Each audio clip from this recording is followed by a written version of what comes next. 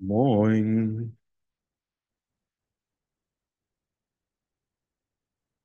moin und ein herzliches Willkommen an alle, sowohl im Raum als auch wieder auf Zoom. Es ist eine neue Woche und eine neue Klima-Ring-Vorlesung. Heute haben wir einen ganz wundervollen Vortrag für euch vorbereitet. Aber bevor wir mit diesem beginnen können, haben wir noch ein paar andere organisatorische Sachen für euch.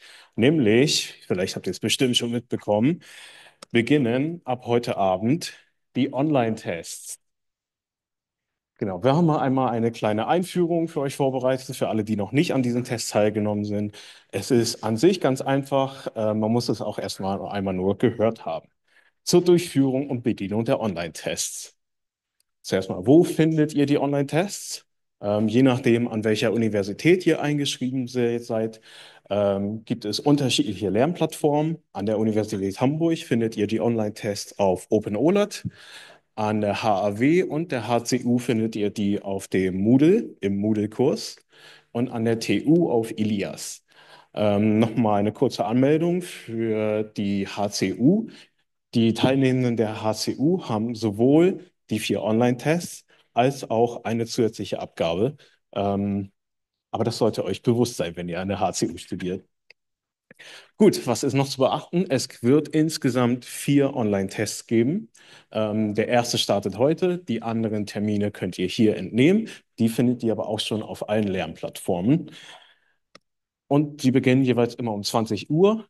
Also heute 20 Uhr beginnt der erste und eine Woche später um 18 Uhr endet dieser. Die Bearbeitungsdauer ist immer eine Woche.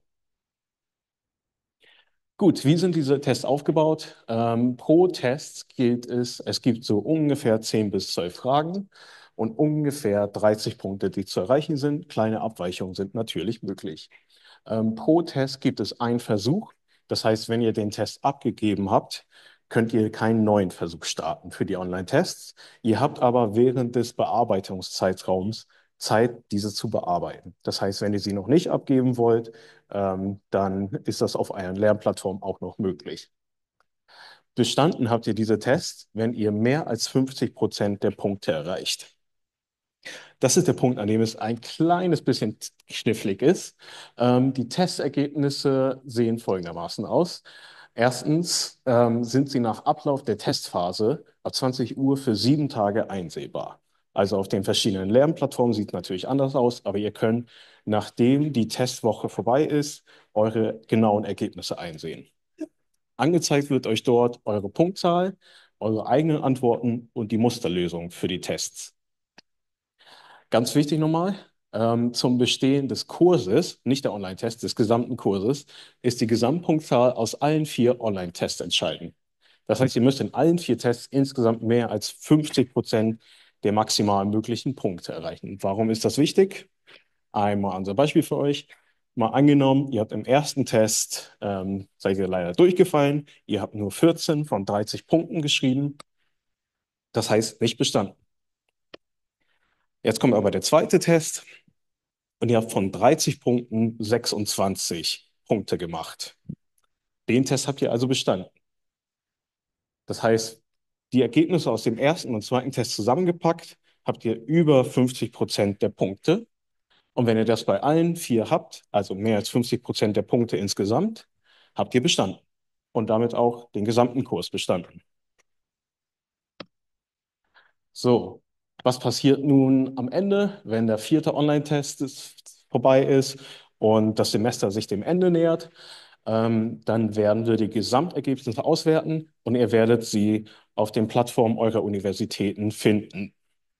Wichtig, in dieser Zeit schaffen wir es leider nicht, irgendwelche individuellen Anfragen zu beantworten, weil, wie gesagt, es gibt über 3000 Studierende, die angemeldet sind. Ähm, Ihr müsst einfach ein bisschen Geduld haben, dass die Testergebnisse auch dementsprechend ein bisschen Zeit brauchen, um eingetragen zu werden. Ihr werdet aber benachrichtigt, sobald eure Ergebnisse eingetragen sind. Wenn ihr dann über 50% der Punkte, der Gesamtpunktzahl erreicht habt, habt ihr bestanden. Wenn ihr weniger als 50% der Punkte erreicht habt in diesen 4 Online-Tests, habt ihr die Chance, am Nachschreibetermin teilzunehmen. Dafür müsst ihr euch rechtzeitig angemeldet haben auf den Plattformen eurer Universitäten. Ähm, und alle Infos werden euch vorher noch mitgeteilt. Wir wünschen euch ganz viel Erfolg und falls es doch noch offene Fragen geben sollte, dann haben wir wieder unser Protokoll, unser Fragenprotokoll für euch. Ihr könnt zuallererst in eurem Kurs, also auf euren Lernplattformen gucken, ob es Informationen gibt. In eurem E-Mail-Ordner werden die dann auch verteilt. Wenn ihr da auch nichts findet, dann könnt ihr natürlich auf Instagram, also @studentsforfuture.hh, nachschauen, ob es da etwas Aktuelles gibt. Oder eure Kommilitoninnen fragen. So, und wenn ihr all das abgeklappert habt und immer noch keine Antwort auf eure Fragen gefunden habt, dann schreibt uns gerne. Unsere E-Mail steht hier. Ihr könnt sie auch auf allen Lernplattformen finden. Dann werden wir möglichst versuchen, eure Anliegen zu bearbeiten. So, das war's für die Online-Tests. Und jetzt haben wir noch ein, zwei verschiedene Veranstaltungen für euch. Und die erste wird euch Miguel vorstellen. Kann einfach auf weitermachen. Ja. Einen wunderschönen guten Abend. Ihr habt es vielleicht schon letzte Woche mitbekommen oder schon vor ein paar Wochen. Die Climate Week ist gestern gestartet. Und ich wollte euch nur noch mal ganz kurz daran erinnern, ihr könnt euch immer noch anmelden. Ihr könnt auch zu manchen Veranstaltungen ohne eine Anmeldung kommen. Genau, also diese Woche hat die Climate Week gestartet und ich wollte euch kurz noch mal auf ein paar Sachen hinweisen. Wir haben jetzt gleich die Klima-Ring-Vorlesung und danach gibt es direkt einen Pub-Quiz im Café Knallhart. Also das ist 5 Minuten von hier gegenüber vom Audimax fast. Wir haben morgen früh noch einen Rundgang zum Thema Kolonialismus und Klimakrise und noch eine Kleidertauschparty an der HAW. Ihr seht, wir haben es an mehreren verschiedenen Orten. Und noch ganz viele andere Veranstaltungen, unter anderem zum Beispiel noch einen Kletterworkshop am Sonntag. Schaut euch gerne nochmal das Programm online an. Ihr findet das gleich noch unter dem QR-Code. Ja, und deswegen hier nochmal einmal eine Vorschau des Klimapubquiz gleich. Ähm, ja, vielen lieben Dank. Und dann übergebe ich jetzt nochmal das Wort an Liam. Hallo, ich bin Liam von Fridays for Future Hamburg und ich möchte euch einmal auf eine Aktion aufmerksam machen, die wir gerade am Laufen haben. Und zwar wird morgen am Mittwoch im Hamburger Rathaus der Bürgermeister neu gewählt. Und es ist sehr wahrscheinlich, dass Peter Tschentscher von der SPD wiedergewählt wird. Deswegen schreiben wir ganz fleißig Briefe an ihn und teilen ihm unsere Forderungen und Wünsche und Erwartungen in Bezug auf Klimaschutz mit. Und wenn ihr auch Forderungen und Wünsche und Erwartungen habt, die ihr mitteilen möchtet, dann könnt ihr sehr, sehr gerne mitmachen und ihm auch Briefe schreiben oder einen Brief schreiben. Und wir legen dazu gleich im Foyer Papier und Stifte aus. Und sonst könnt ihr uns auch per Instagram einfach eine Direktnachricht schreiben und den Text schreiben und wir schreiben den dann handschriftlich auf. Die Briefe überreichen wir dann morgen. Genau. Das war alles. Danke an Miguel und Liam. Genau, wunderbare Veranstaltungen. Ihr seid herzlich dazu eingeladen, teilzunehmen, mitzumachen. Ja, und dann haben wir auch schon endlich das Organisatorische für heute geschafft und können zum Vortrag kommen. For that part and for the introduction, I will switch to English because we have a very international guest lecturer today for you. In the recent semesters, we've had different lectures about the psychology of climate change, and especially the psychology of denial of climate change and its implications. We've asked ourselves the questions, what is happening? Why is this such a crisis? And why are so many people not reacting adequately to this crisis? And then we've been exploring the things that maybe it is too much, it is overwhelming, or is our kind of communication too positive, or should it be more negative? And today we have another, at least equally important aspect of that. I'm very honored today to be able to introduce to you today Kari Norgaard. Kari Norgaard is a professor of sociology and environmental studies at the University of Oregon. Her focus and publications revolve around the areas of indigenous environmental justice, gender, race, and environment, and the sociology of culture and emotions. Today, we are very honored to hear a lecture on the social organization of climate denial and beyond. Thank you and welcome, Kari Norgaard.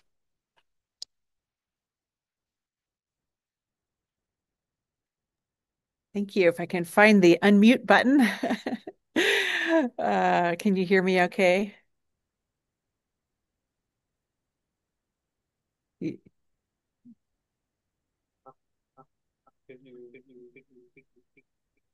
Could you say something?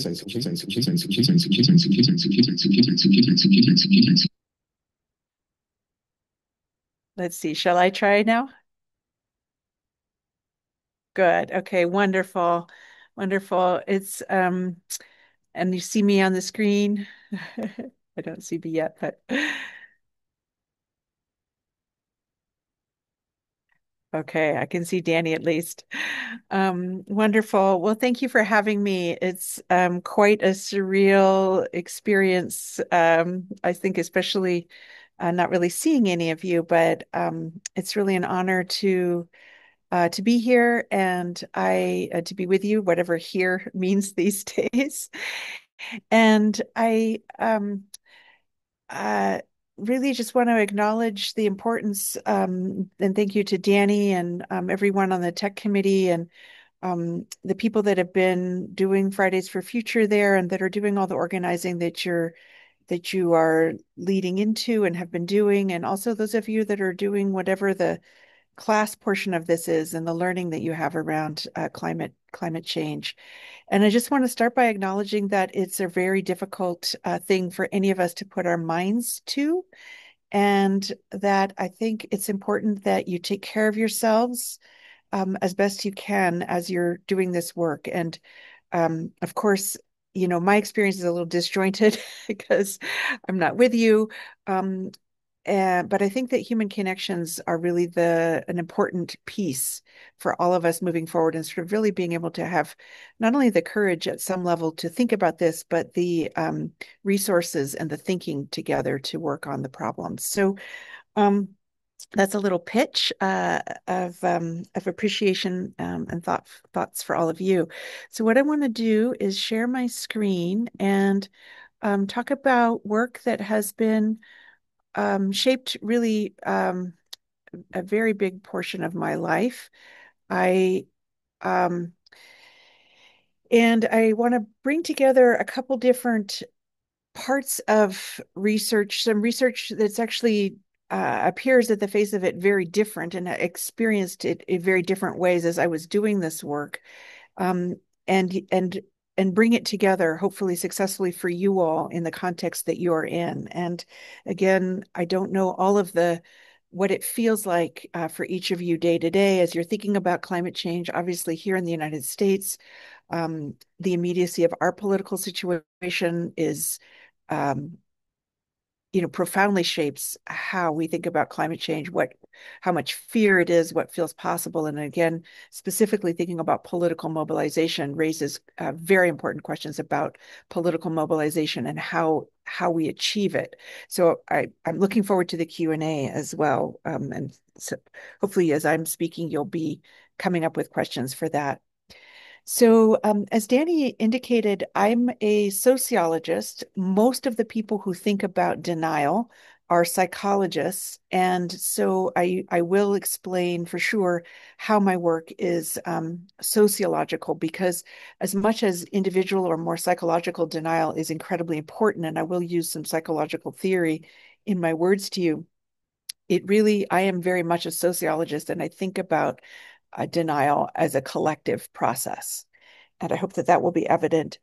And the title of this talk, The Social Organization of Climate Denial and Beyond, I also am going to weave in for the last third or so of the talk, the work that I've been doing since my book on climate denial came out some years ago now. And that work has been, as Danny noted, with Indigenous communities in Northern California, with whom I've had the privilege to have incredible teachings through that research, that collaborative work, which has also been about climate change, but in very different kinds of ways. And so there's two projects I've been doing with communities there that I will try to use as a counterpoint to denial. If denial is the failure of political mobilization, these are communities that have very much mobilized. And some around the two issues will be around the Klamath Dam removal, which is the largest dam removal in the world. It's something that has been over 20 years of my life working on or connected to. And then also the work that they're doing in their climate adaptation plan that's very much about bringing back cultural fire. So I'm trying to give you a little orientation to what I'll speak about today. This is the cover. This image is from the cover of my first book, Living in Denial, Climate Change, Emotions in Everyday Life. And that's where we'll start. And starting also with my own life, um, my life has been shaped by awareness of climate change and trying to figure out how, as a scholar and as a human, to make sense of what we're experiencing. So there's been a paradox that I'm sure is part of why you've had me join you, that you're aware of as well, which is that despite the really profound alteration of our ecological systems and the very significant social consequences, um, there's been almost no real action on climate change. In fact, you could say it's gone. In terms, if you look at the measure, if you take the ultimate measure of success or failure as our emissions levels and our carbon dioxide concentration, clearly we have not succeeded. And so specifically related to that, as we'll say, this brings up questions of democracy and questions of political power and agency for people like myself and presumably like most of you listening who are not in political leadership at the highest level, but yet hopefully have some ability to affect our world. And so here is a picture of James Hansen testifying before U.S. Congress in 1989 about the seriousness of climate change, and then image of homes being lost into the sea at Shishmaref, Alaska. I first took an entire semester-long course in climate change that same year in 1989 as an undergraduate. And despite the IPCC, the creation of the IPCC, all of the incredibly hard and diligent work that has gone from the climate science community and continues to go into documenting, describing what's happening, describing its consequences. For most privileged people, it's as though none of that's happening. We have not registered. We are not really responding. And of course, actions like Fridays for Future are attempts to try to interrupt this incredibly pervasive seemingly ignoring. And the question being, when we see this, why is it that people are so apathetic? And so this is sort of the entry point that I would say became my research, that became the book Living in Denial. And from that entry point, most explanations, and I think still today, many people have that sense. I'd be interested to hear from anyone in the audience. Do you feel that this is where we're at? That most people still at some level think, well, if people really knew what was happening, or if they really cared what was happening, somehow this is kind of as far as we can get in terms of our explanations. And these have been given in a really generic way, but there's, of course, all kinds of social theory from multiple social science disciplines looking at how can we explain it better? How can we get people to understand? Or how can we get people to care? Or is it that people are inherently individualistic? In the United States, obviously, there's a very strong tendency or greed.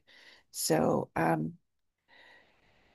say that, again, this concept of climate change is really posing, as a social scientist, we can see threats to how we think about democracy. We have the climate skeptic movements on the one hand, which have said there is no, it's not happening. Those skeptic movements have been very interesting to study, raises lots of interesting questions. There's been different trends and themes and different aspects to them, interwoven as well very much with the political right. And then this idea of what we could call climate apathy or social inertia or socially organized climate denial, which is more the experience of people, I would say, on the political left or center who don't question the science. They don't question that it's happening, but we live as though it's not happening. And I'll say more about that here. There was a wonderful British sociologist, some people may know his work, Stanley Cohen, who worked on denial, and he gave a framework for these different kinds of denial. One is literal denial, like which would be the equivalent of the sort of climate skeptic movement, that this is not happening, the so-called climate skeptic movement. Interpretive denial, which is when you try to explain away something, it's not how it seems, it's not how you think it is, and that sort of different kinds of justifications that come into play, or the kind of denial that I'm focused on, which is the idea of implicatory denial. And implicatory denial, and this is Cohen's language, the fact of children starving to death in Somalia, mass rape of women in Bosnia. These are obviously older examples from when his work was done. A massacre in East Timor, or homeless people in our streets are recognized, but are not seen as psychologically disturbing or as carrying a moral imperative to act. Unlike literal or interpretive denial, knowledge is not the issue, but the idea of doing the right thing with the knowledge. And so this becomes the issue. And my work has been very much about how do we construct, the elephant in the room? How do we know at some level there's an elephant there, but we do a lot of work to ignore the elephant, to walk around the elephant, to not talk about the elephant, to pretend the elephant isn't there, but it's actually this thing in the middle of the room. And so that work that we do is a social work. It's something we do collectively by changing conversations and so on and so forth. So I want to give you, that was the research that I did in Living in Denial, which is set in Norway, although there's a chapter as well on some follow-up work in the United States. But the main bulk of it is an ethnographic example in a community. And I want to give you next, for the next 10, 15 minutes or so, a little window into what I learned trying to think about this issue of the climate elephant and how is it navigated. So in this community, where there were very warm winter temperatures, the snow was 2 months late, and that was a big deal because it's a community that it's a lake where people like to ice fish. That actually became dangerous. Somebody died. And there's also the tourism from skiing, which was an impact. So, and at the same time, there's this elephant here. So I spent a lot of time watching people, going to social spaces. And after I'd been doing that for a while, I also started talking to people, and I asked them a lot of things about life and what they liked about their town, what they feared for the future, these kinds of things. And in order to, study something that isn't happening, you have to use some certain, you have to kind of you can't ask people directly, why aren't you talking about climate change? But you have to make openings and sort of raise and see, look for the spaces, and then kind of move towards more and more direct questioning. So I did eventually ask people more directly. But at first I tried to create spaces where it should have been raised, where it could have been raised. So you can see these are some of the quotes that people had. It was not something they didn't think about in the everyday, but in between was discouraging and an emotional weight. And here I draw on the work of another wonderful scholar, Dr. Robert Lifton, who is a psychologist, but he calls himself a historical psychologist. And his work was actually about the impacts of, we've done a lot of really interesting work, but a lot of it has been around the impacts of nuclear war and the concept of potential of nuclear annihilation, both in Japan with the dropping of the bombs in Hiroshima and Nagasaki, but also in the United States with how people come to terms with the possibility that our lives could change so fundamentally. For me, I'm aging, dating myself. That's the issue that I grew up with in my teens, was the idea that the world would end at any moment from nuclear war. And what Dr. Lifton came up with was this idea of the absurdity of the double life. And you can see he's writing about this in the 80s, which was that era. And I use that term, double reality. So where people are aware of something on the one hand and ignore it, create a reality in which there is no elephant. So now I want to take you through a few. I do a lot of work with emotion, and I want to take you through some psychology we're going to start with, but also sociology in terms of cultural practices and so forth, and then also political economy. So thinking about the why of ignoring the elephant, and then we'll also talk about the how of ignoring the elephant. Thinking about the why of the climate elephant, people described several emotions that were unpleasant, that they preferred not to experience. All of us prefer not to experience guilt, fear, or helplessness. And bringing in some psychology, we actually have psychological needs, according to psychologists. Again, I'm not one, to feel good about ourselves.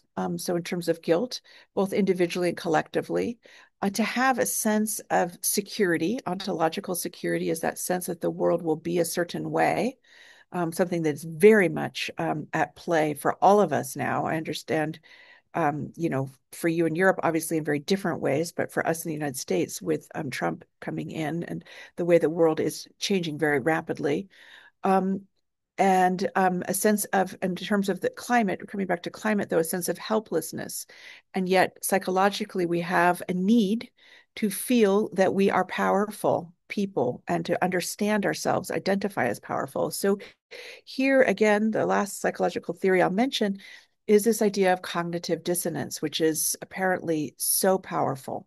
And that is that we cannot hold two conflicting emotions in our minds at once. So we feel guilty about our relationship with the climate, with our impacts on the climate, and yet we have a need to see ourselves as good people. And those are the two that come in conflict.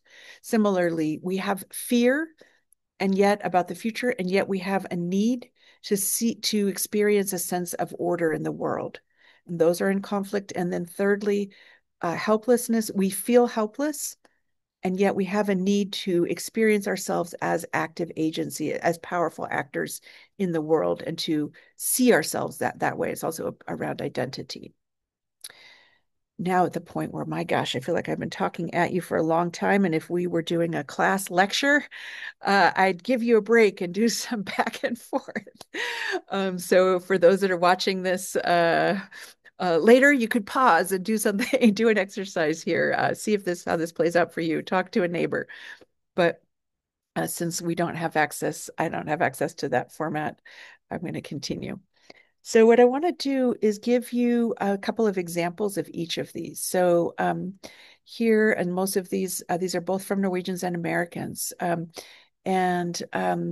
So here you can be, there's a kind of guilt because of the way we live, the way we've been raised is contrary to our ideals. You can be against global warming to a certain extent, but we're still heating our homes and shipping our food long distances. And it's really hard to live in a social context and be aligned with your beliefs on the environment.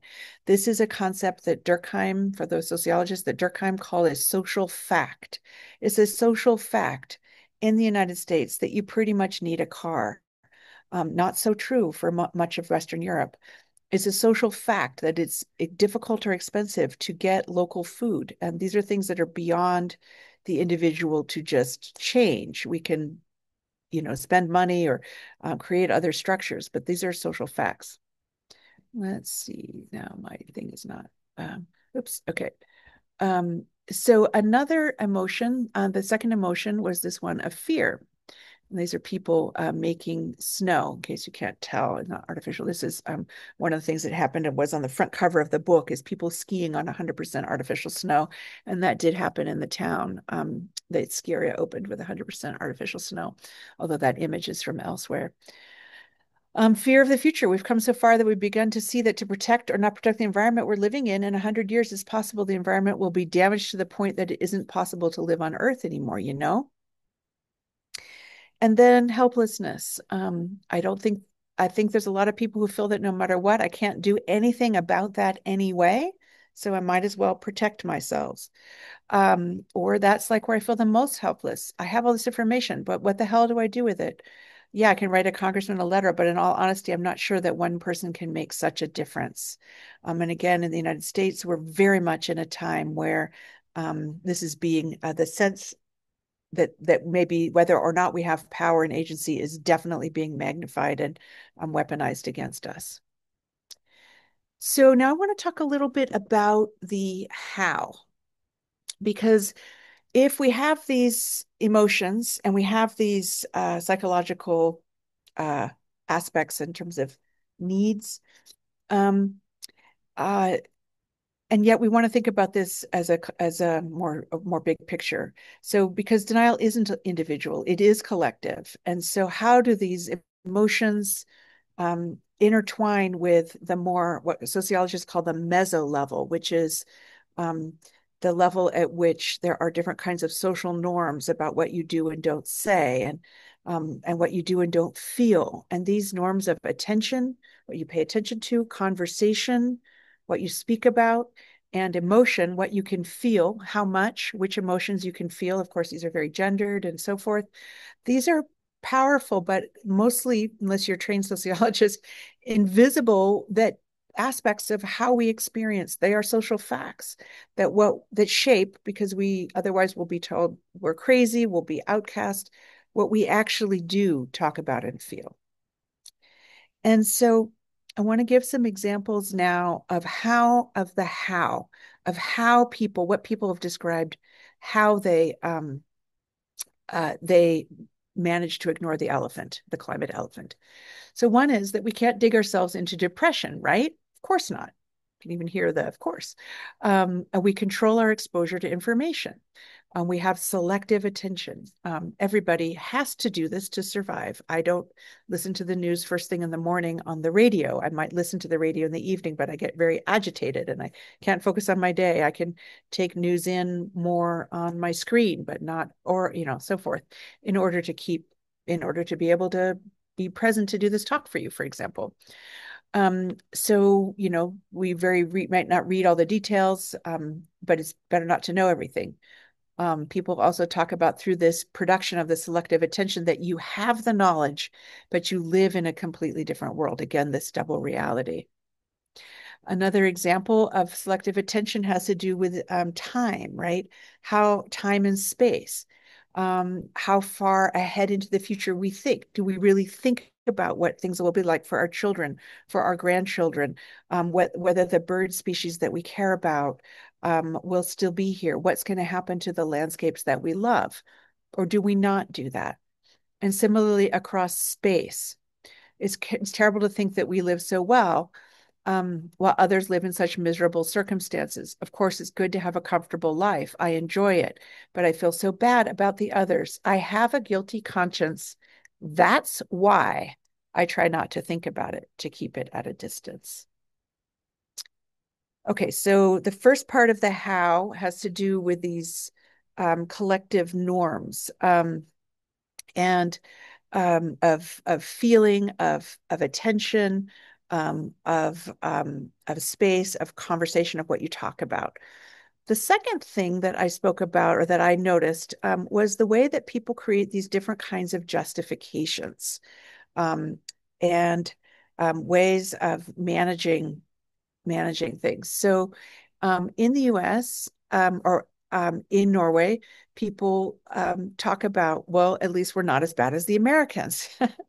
In the US, do you know what we do?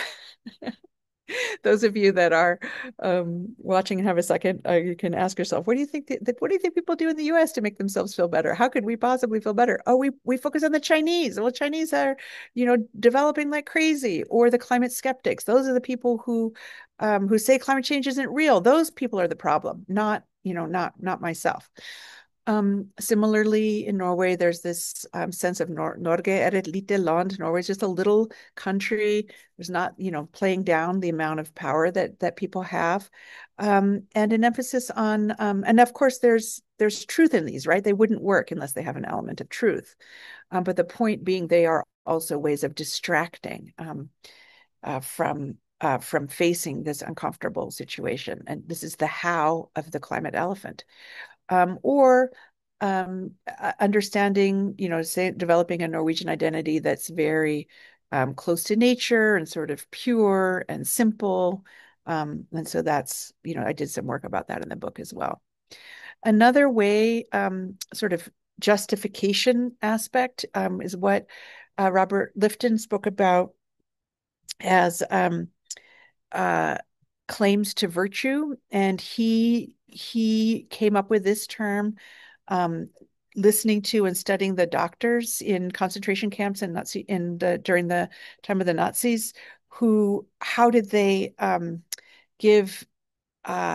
justify killing people, basically, giving lethal injections. And what he came up with this idea of claims to virtue, that they were doing a good thing by getting rid of people who were potentially sick, or who could become sick, that it helped keep other people healthy.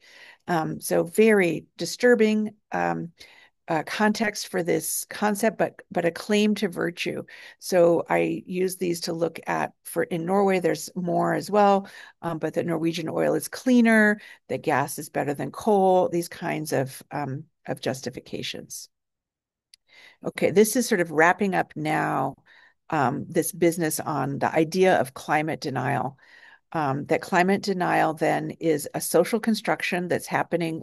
Sociologists have these three layers that we think of society: the micro, which is that individual psychology, our emotions, the part that we feel of our emotions; the meso, which is the role of culture, the role of these claims to virtue, these discourses, these tools like justifications, the fact that emotions, we can't just publicly cry in the street with our fear, or show how terrified we are in terms of our helplessness publicly in the street, right? We can't do that. There's cultural norms that keep us from expressing that and really feeling that. And then at the larger level, Norway is an oil state. The United States, our economy is capitalist, is built around oil infrastructure and fossil fuels. And so that makes it such that all of these other pieces kind of have to stay in place. And we're going to play around with a macro piece a little bit in what comes next. So wrapping this part up, this idea of climate denial, it's not that people don't care, and it's not that people don't know, but we have resources, collective resources, and very significant and real collective pressures to be in denial, to not confront it, because it brings us right up against political powerlessness and these kinds of things. It raises right up against these questions of democracy and how society works. And one of my favorite theories, which I'm going to talk a little bit about next, is from C.W. Mills, a sociologist, and it's the idea of the sociological imagination. And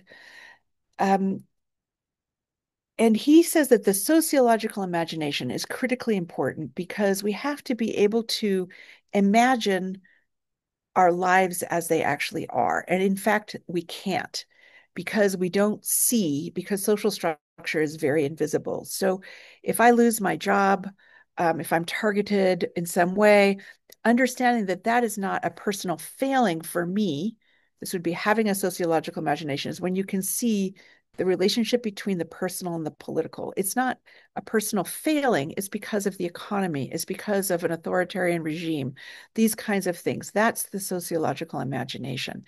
So climate change really is so difficult for us to imagine. It becomes a challenge of the imagination, of our political imaginations. And it really seems impossible, and thus we go into denial, to make sense of all of these things, and especially impossible to figure out how do we engage. And that's, again, why I think it's so important to have community with each other, and so important that these Fridays for Future events have been happening. So these are some of our students at University of Oregon in the Divest movement, which has been a very powerful way for people to start imagining things they can do that have real impacts. And so I want to say that there are actually two different kinds of imagination that we need in order to be politically engaged, in order to figure out how to see ourselves as actors and figure out what to do. On the one hand, we need what we could think of as an ecological imagination. We need to be able to perceive the relationship between getting in a car, getting on an airplane, or our voting power, all of these kinds of things, and what happens, how that translates into carbon dioxide changes, or the life cycle, or the possibility of stream temperatures and the possibility of salmon to exist in a stream near me. And I call this, and I've written about this, the ecological imagination. And this is something which the ecological footprint has been really, really helpful with. And then the second one is more specifically in the realm of the concept I've already told you about, C.W. Mills, the idea of the sociological imagination. And that's to be able to see society, to see the relationships within society that are causing our high climate impacts, because it's not us as individuals that are causing climate change. It is a collective, socially organized system that has to do with the role of fossil fuels in our economy, that has to do with political power, that's very much about society. And so, for sociologists to study climate change is about studying how society works. Okay. Now, I'm going to take you for the next 15 minutes or so on a journey that I mentioned, to a very different place, a very different kind of community. And I want to get us to these two stories that provide a different lens. So we have the lens of the woman with the coffee cup, or the feeling of paralysis, the feeling of, what do I do? How do I engage? I can't imagine what to do. I can't imagine what's happening, the reality of my life and my world. And I want to bring you to this extremely hopeful situation of something that has happened. It is one of the most exciting things in my life, and been for many, many, many people. In the same time that I was working on doing the writing of Living in Denial, I had begun working with Indigenous community in Northern California, Karuk people. I'll talk more about this in a minute. And our work was actually related to the Klamath Dam removal. These dams have come out.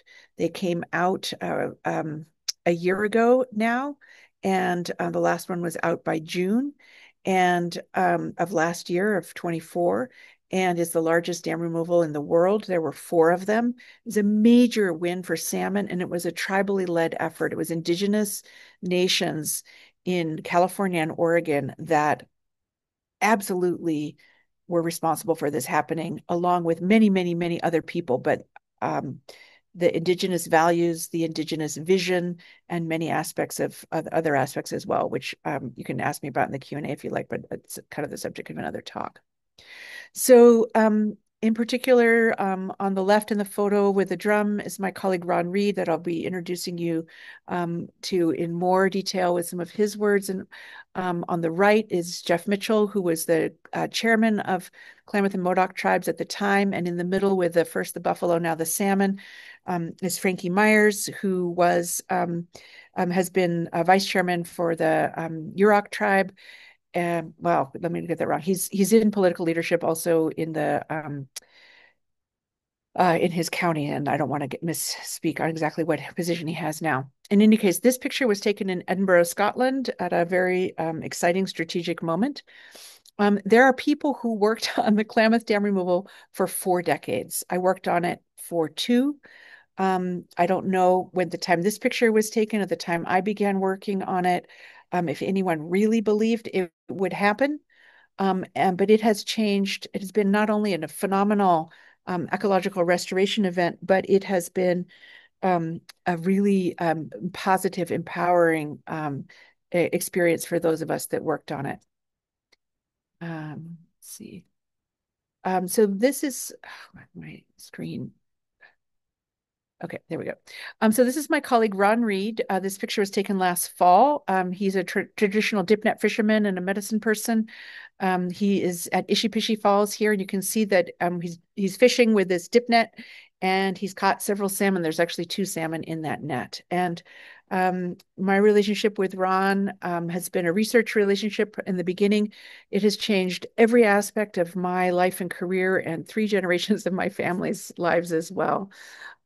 This is him again, and on the right, in the photo on the left, is Merv George Jr., who's Hoopa, who was, I believe he was chairman of the Hoopa tribe at the time, but I don't remember for sure. Those were taken at various points. So that was a little bit of an intro of that that effort and that community. But are there ways that effort can be useful for thinking about communities that are very, very paralyzed when it comes to climate change? And I want to propose thinking about these macro level structures, that it is really kind of a sense of alienation that those of us who are more assimilated into these modern societies experience, that can make it very difficult for us to know what to do. And when we look back now at the narratives around climate change, I notice, I forget the title of this talk series, but it's like Reclaiming the Future. There's wonderful work being done on futures. From this climate denial framework, there's a very limited imagination that we have about the future. And part of why I believe that climate denial is such an issue for those of us in privileged situations in these Western democracies is there's just very limited discourse about what it is that we can do. It's very, very individualized. There's a lot of very apocalyptic framing. There's these crazy narratives about clean coal or technological innovation saving us. There's climate skeptic discourses that are just making a mess of any real conversation. But in the US especially, and I'm sure this is less true in Germany, but there's these very individualistic, that we could plant trees. Planting trees is a really important thing to do. Riding bikes are really important things to do, but they're not at the scale that we need in terms of visualizing social change. We also have, I don't know to the extent this is true in Germany, but in the US, we very much have a discourse about rights. It is my right to have these things. Of course, we need to survive as humans. It makes sense to have and think of these as rights, but it's just a very, very different discourse to think about rights.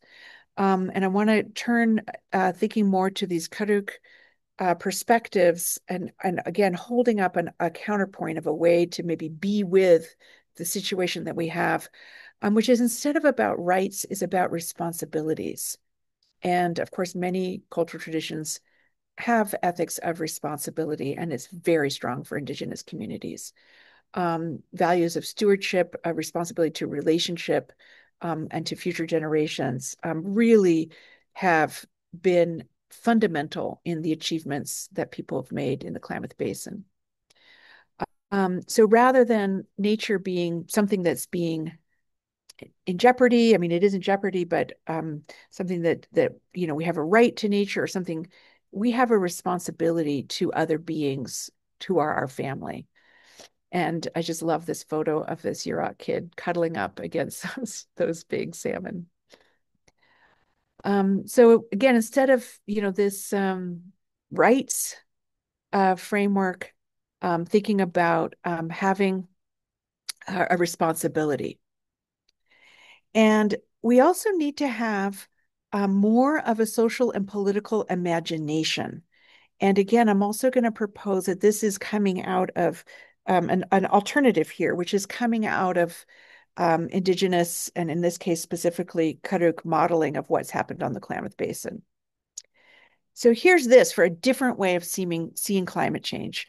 When I first started working on climate change with Ron, this is what he said: "We are trying to get back to an intact world.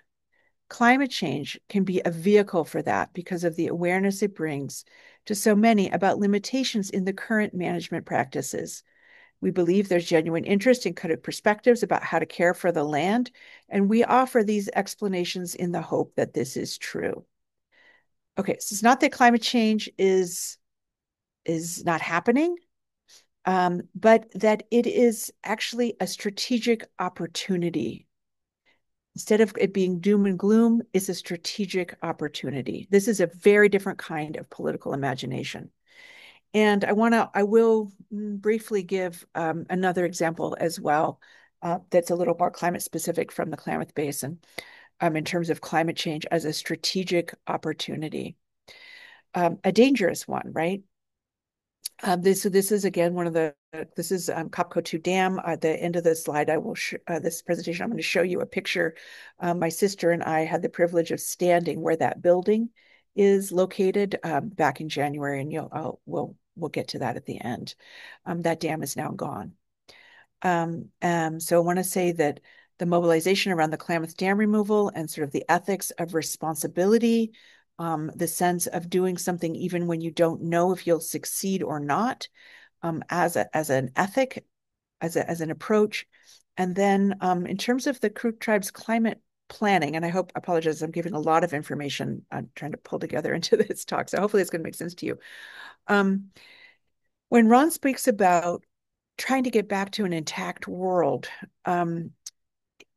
the area that they live, one of the primary, which is in Northern California, and I didn't give you a map, but it is in Northern California, right up near the Oregon border.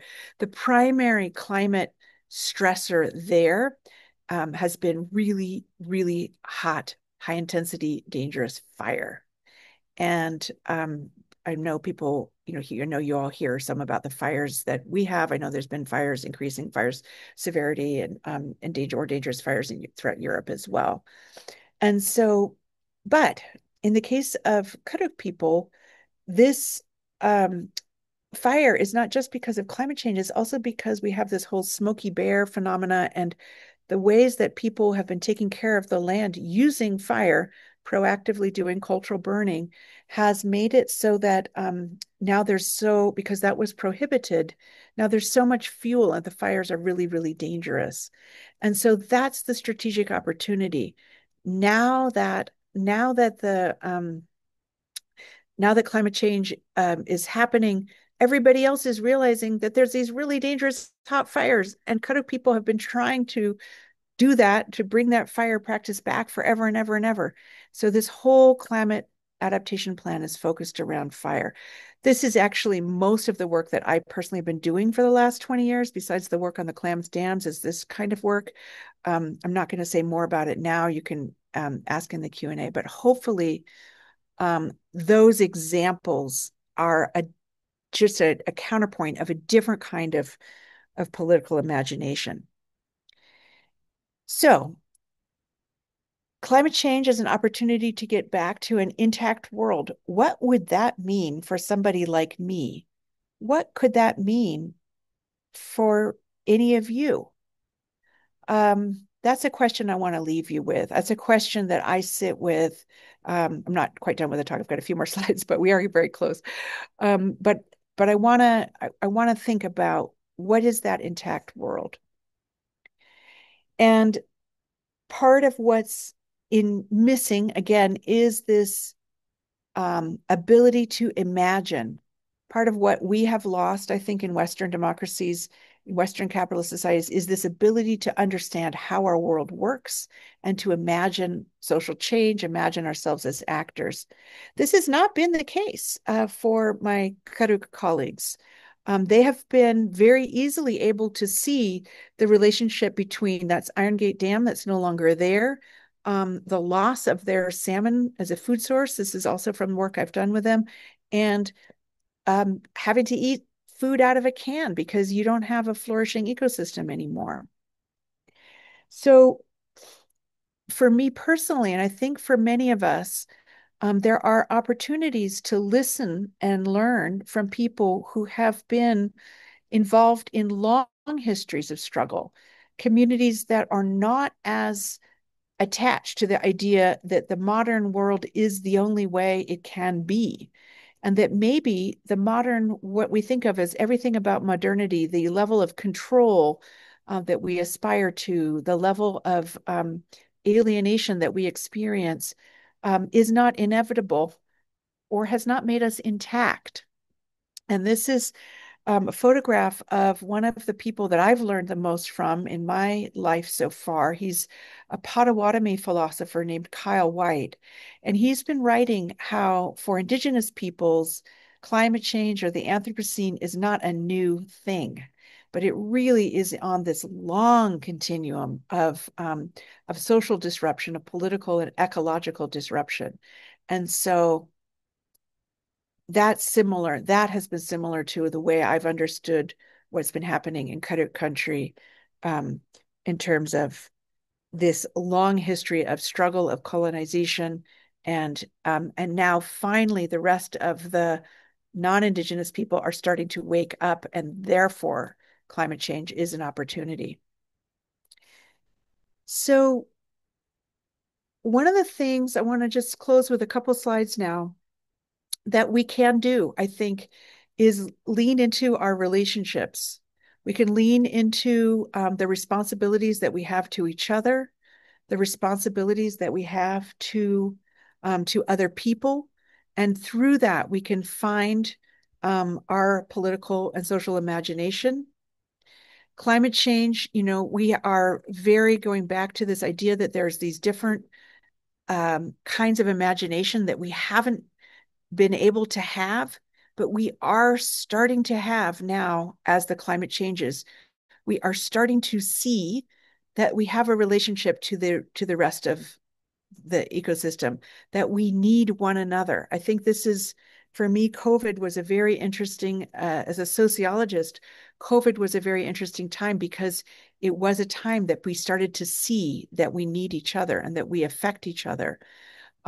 We can begin to lean into the responsibilities that we do have to our communities. And as we do that, our connections, our political agency becomes evident. So working from the community organizations that we have, whether those are churches, whether those are workplaces, whether those are political organizations that we're connected to, or other forms of, for me, my professional organization, leaning into those, organizing in those ways can build up capacity towards larger social change. And again, this opportunity to reimagine our relationships to one another and the future, and the opportunities to begin to see as we do that, the opportunities that we have for changing course, which will be always emergent. They're not, we might not know what they are ahead of time. They will be emergent at different moments. And again, as we do this, we begin to imagine and see and experience our individual and collective power.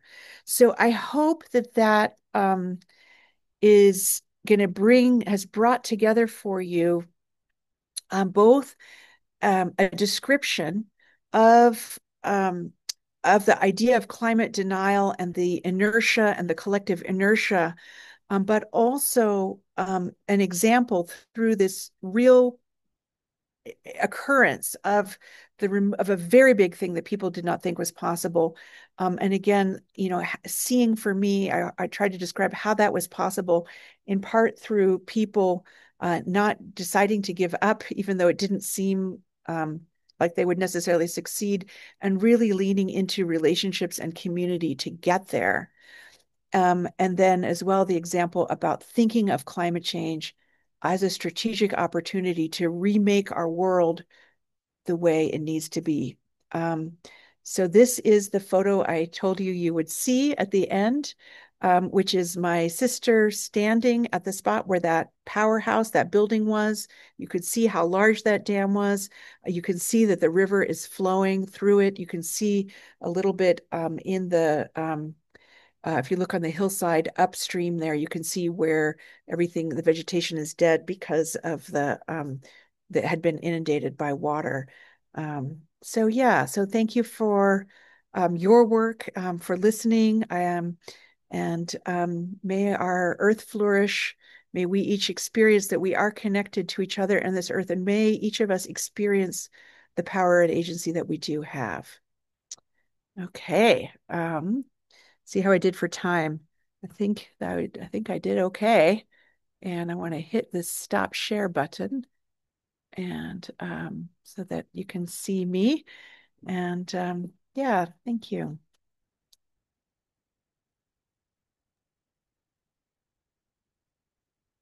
Yes, thank you. Can you hear me?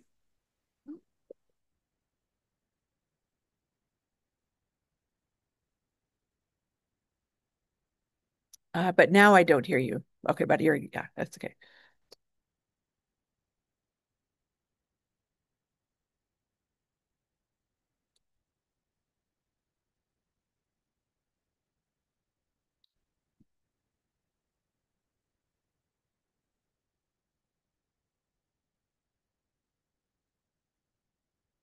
You, and then I will turn off my microphone. Oh, can you hear me now?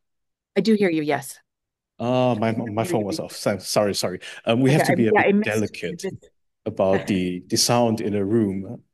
I'm afraid we can't talk at the same time to prevent the feedback. So we now have a bit of time for a Q&A, and then I'm gonna read out a question, or you're gonna hear a question, and then I will turn off my microphone, and then you can talk. Okay? Thank you. Yes, and thank you for the fascinating lecture and the also emotional ending of that part and hopeful ending. Thank you. Um, okay, I hope this has been as exciting for you as it has been for me. We now have time for some questions. As usual, you can write your questions in Zoom, or you can ask here in the room. We have a microphone for you. Und falls ihr aber sagt, oh, ich habe eine Frage, etwas interessiert mich, aber ich bin mir nicht sicher mit dem Englischen, dann könnt ihr trotzdem eure Frage stellen und ich übersetze sie für euch. Okay. I just said that I will maybe translate questions from Germany. Okay, any questions, be it online or in the room?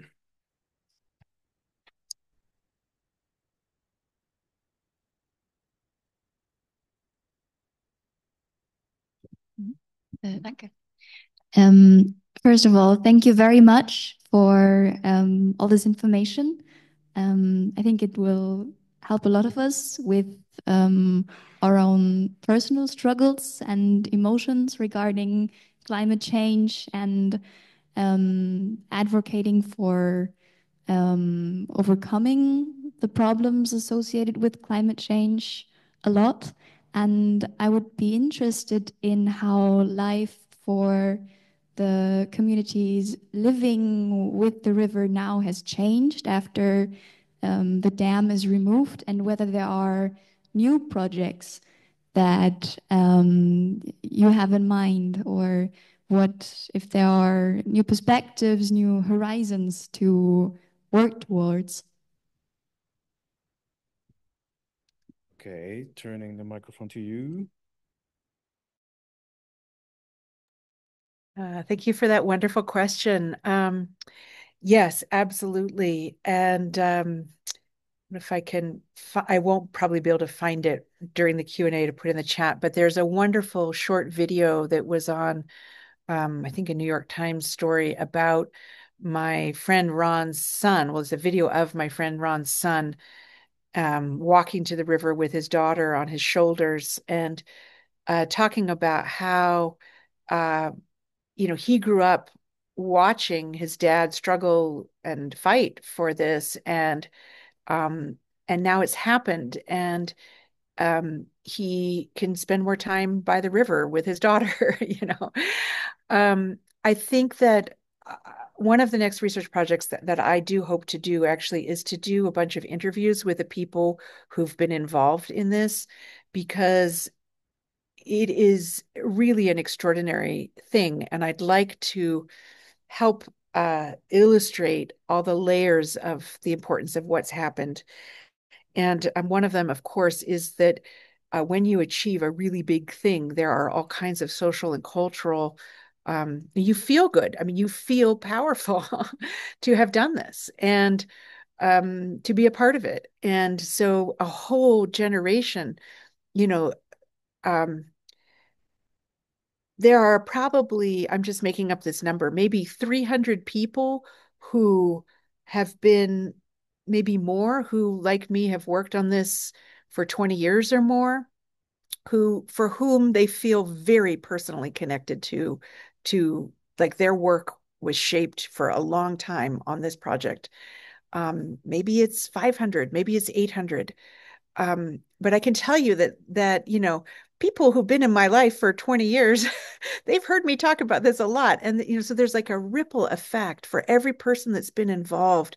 There's a ripple effect of all the people around them experiencing this, watching this. So that's just in terms of sort of the experience of having done something really big.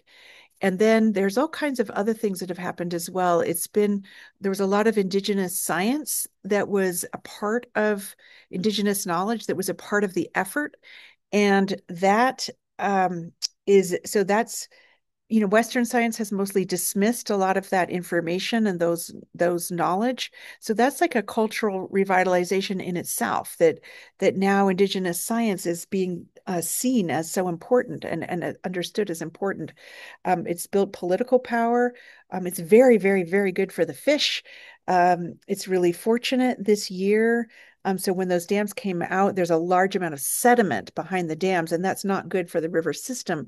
But we were very fortunate this year. The floods were huge, and that meant that the sediment has washed through so much more. So it's going to be and there were large salmon run that came up. So yeah, there's many, many things that are changing.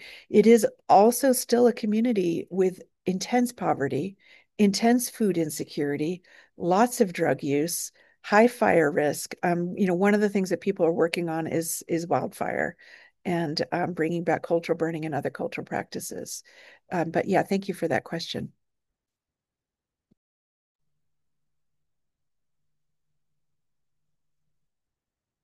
Thank you. We have a question asked on Zoom for you. Could you explain the term claims to virtue again? What did you mean by it? And turning off mine.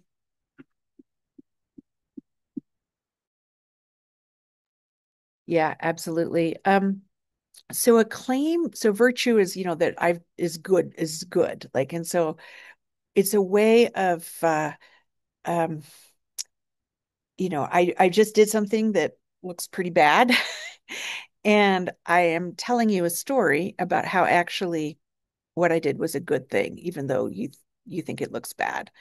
And this would be in the vein of what Stanley Cohen called interpretive denial in those three at the beginning. So I gave examples of a claim to virtue in a Norwegian context regarding their continued fossil fuel expansion. Would be that we're developing these natural gas. Yes, natural gas is increasing the carbon dioxide concentrations in the atmosphere, but we're doing it because it's better than coal. We need, yes, of course, we're a modern society. We need to have we need to use energy, so it's better to use gas than coal. That would be a claim to virtue. Much of what Trump is doing right now, I don't need to ignore, I don't need to listen to the Constitution or uphold the Constitution of the United States because it's just going to take too much time. It's not that I'm a bad person making a bad choice. I'm actually doing a good thing. I'm increasing the efficiency of the US government. Those would be like a claim to virtue.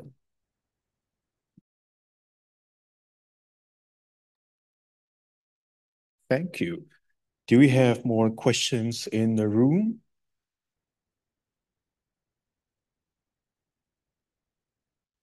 If not, we have one that is a bit longer coming in from Zoom. Thank you very much for this very inspiring lecture.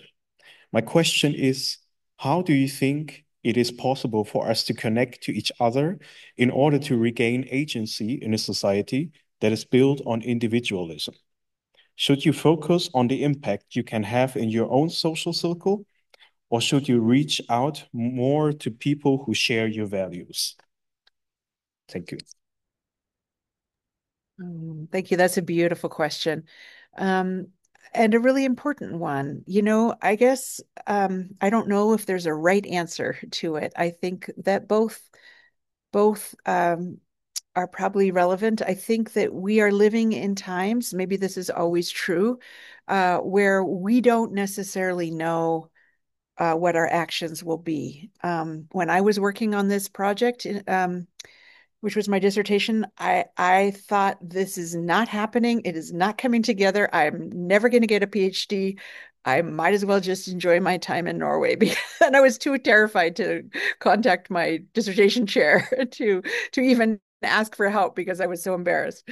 So the point being, I don't know that we know the impacts of our actions. I think that we can follow what feels right at the time to, if you have energy, if you feel that someone is more receptive, that's close to you, invest in that relationship. If it seems that there's a reason, to be connecting with another person, I think, I don't think that there's an answer, but I think that all of these things that we do that are building relationships with each other, really listening to, supporting each other in the fear, in the sense of overwhelm, in the helplessness, that's the work that I think helps us get beyond denial. But I don't know that there's a prescription to doing that we have an answer to because I don't think we know. But I think that what we can do is as we're in touch with each other, there will be opportunities for mobilization, opportunities for political input, opportunities to create projects. And when you're connected, you will learn about those. You may feel like you have energy to participate in them. But that's how we restore relationships, renew relationships, and also, again, build our political imaginations. I love the work of Hannah Arendt, and she talks about that when we're together, that we have power, listening to people, the power of talk, the power of thinking together. And for sure, obviously, there's power in the streets. There's many, many, many different forms of political power that we have, and it does start with our imaginations too.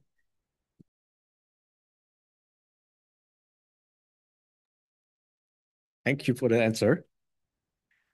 Again, questions in the room? Okay, we have another online question. Thanks a lot for your fascinating talk.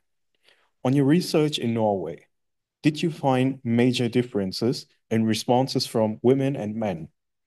Is the psychological response to climate change or denial thereof partially dependent on views of parenthood?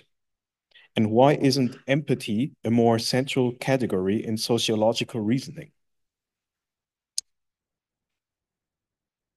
Well, those are some cool questions. let's see, I remember the first, which I remember the first question about gender, which I remember very well because my dissertation chair is an important, she's no longer alive, was an important gender scholar. And in fact, I was not. I maybe that I just didn't see it. I didn't have enough interviews with people in order to see it. I should have spent more time in the field. But she was pretty upset with me that I didn't see differences in gender. I am also a gender scholar. I know obviously gender is a social construct from which emotion and conversation are very, very important. But at the scale that I'm just sort of describing, this system, gender wasn't really showing up in that way. For sure, if we look at social movements and environmental justice movements, there's very particular roles that women have had and very particular roles that things like empathy or care work have in responsibilities. For the indigenous folks that I'm connected to, men as well have very strong sense of responsibility to community and to the world. I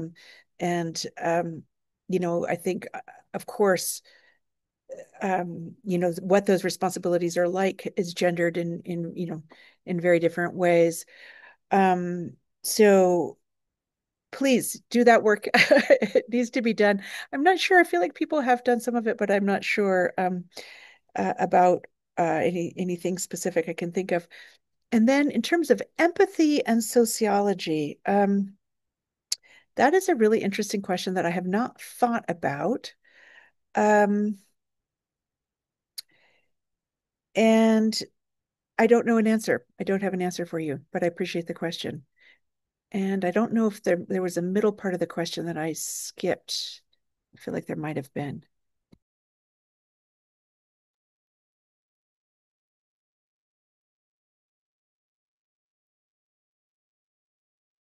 Thank you for the answer. And it is a good question as well. Okay. If you have any more questions, you can raise your hand or you can ask one in German. I can translate it. If not, I have wrote down a question I had myself. When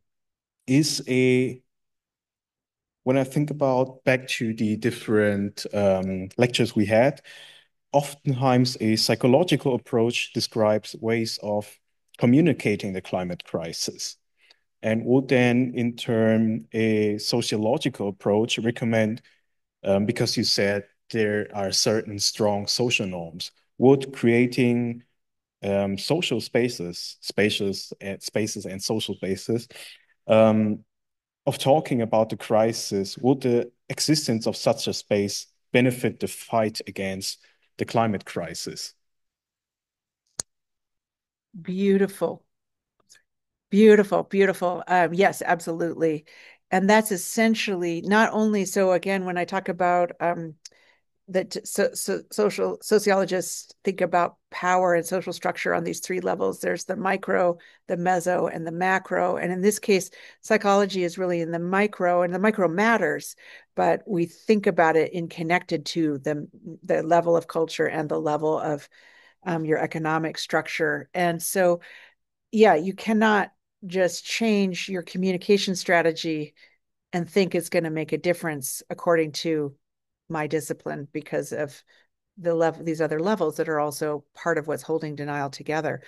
But yes, absolutely, changing the cultural spaces, and that's partially what I was getting at with these ethics and cultural norms and expectations around responsibility versus these discourses of rights. And then similarly, that would be more at the meso level.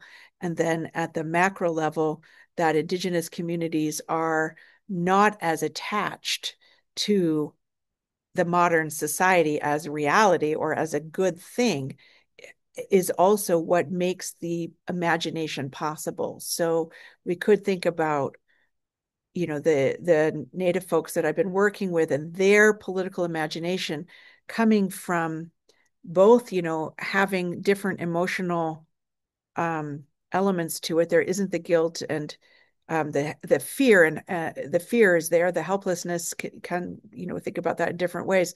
But there are on the middle level these cultural norms of engagement and responsibility, and you take action. And then also this bigger picture where there's not necessarily the assumption.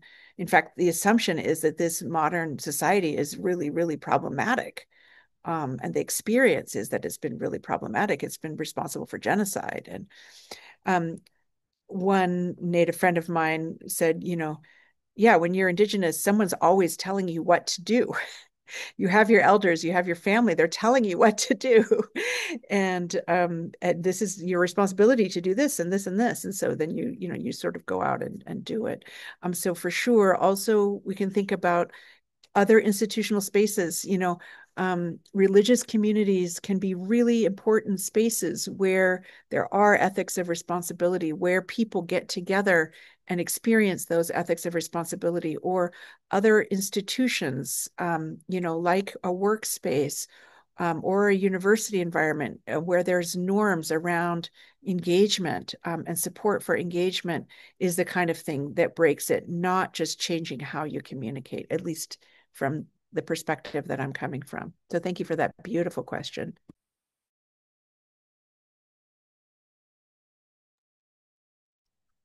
Thank you for the answer. Okay, we have a bit more time. If there are more questions in the room or on Zoom, now is the time to ask.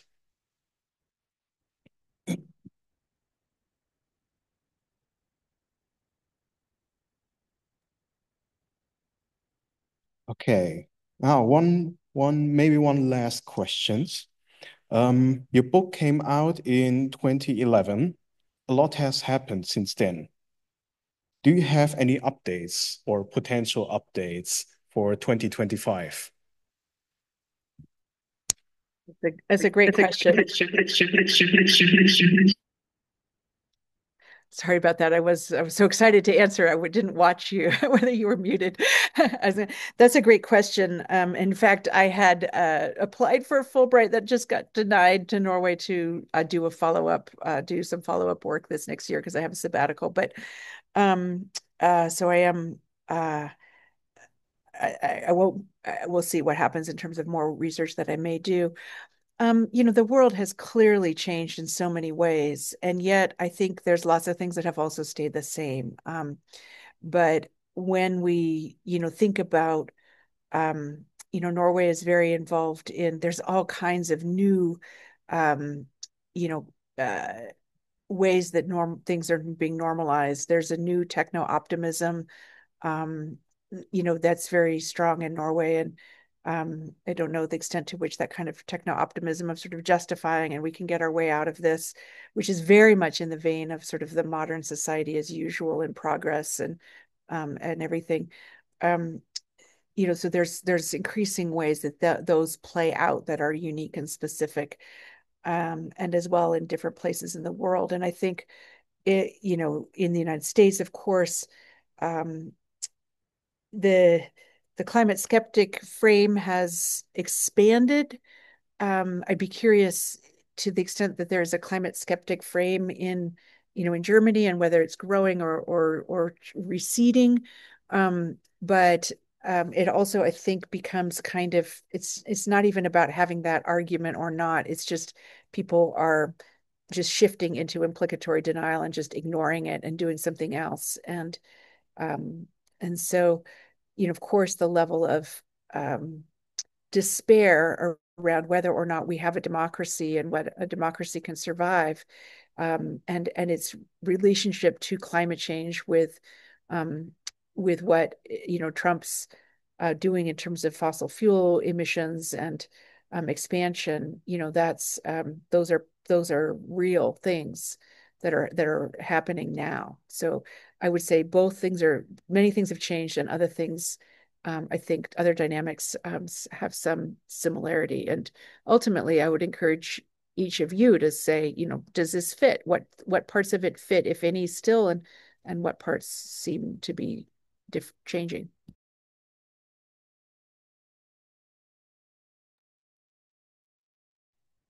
Thank you. I think that's it in regards to questions.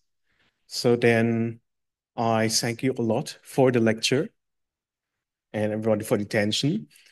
Und dann sehen wir uns nächste Woche und wir wünschen euch allen ganz viel Erfolg beim ersten Online-Test, der heute Abend startet.